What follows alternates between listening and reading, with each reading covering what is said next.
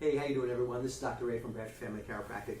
What we're going to go over today is one quick tool on how to improve thoracolumbar flexion and extension. What that means in English is, for those of us that are a little bit kyphotic, when we have our little curve over here and we have decreased extension or decreased flexion of this middle back area. So picture yourself sitting at a desk for 30 years or being a student sitting at a desk all day long, and we seem to have that round curved feeling, sometimes getting some pain in between the shoulders. This is going to be a really good tool to help you out. So for us, we're going to use a simple little foam roller. Either the full-size one or the half-size ones will work just fine. We can do this most likely on the floor, but we're going to use our little plinth here to start with. Now, we're just going to sit down on the floor, get our knees up. I'm going to get this right kind of under my shoulder blades. I'm going to bend my knees for this one. Now, we can just simply start with rolling back and forth to loosen up that area, but sometimes I find it helpful just to get my arms over my head, and as I roll backwards, I'm trying to bring my head and shoulders towards the ground. Now, I'm going to do this little motion maybe 15 to 30 seconds, and then afterwards, I'm just going to switch legs and perform it again.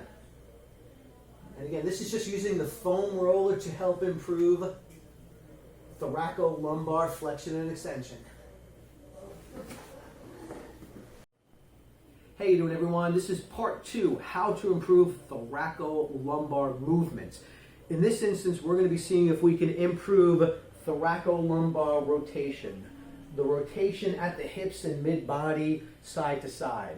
So this is going to be for our golfers, our tennis players, any type of sports enthusiast that has a lot of rotation in the hips. It's also going to be useful for those that sit at a desk all day and have a lot of lower back discomfort and stiffness. There are assessments that we'll go over in other videos on how to determine if we have a problem here, but one simple device to improve that rotation is what we call open book. So for the open book, we're just going to lay down on our side, kind of in side position. And what we're going to do is going to straighten out that bottom leg, keep the other leg to the table. And in this case, I'm going to try to bring my knee to the table. And I'm just going to open the book as wide as we can. Trying to use my other hand to keep my knee down.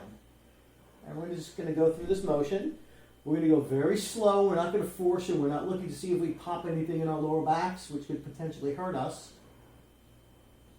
In this case, I'd recommend maybe between 5 to 10 rotations on both sides. Again, this is called the open book. We're going to do it maybe 5 to 10 times on both sides. And our goal here is to improve thoracolumbar rotation. Hey, good afternoon, everyone. This is Dr. Ray again. This is going to be our last part on how to improve thoracolumbar rotation. Again, this is going to be seeing if we can improve our side-to-side rotation, again, for athletes with a lot of rotation in their hips, like baseball players, golfers, tennis players. Also for those with stiff backs that have reduced range of motion. One simple way is going to be a kneeling rotation test. So in this case, to improve, kind of go down to a kneeling position or a child's-like pose in yoga. Now, what we're going to do in this case is we can start with the elbow up over one side. We're going to bring that elbow through the hole and up. So again, elbows coming through the opening and to the top. And for these, we're going to do between 5 and 10 repetitions. And we're going to do on both sides.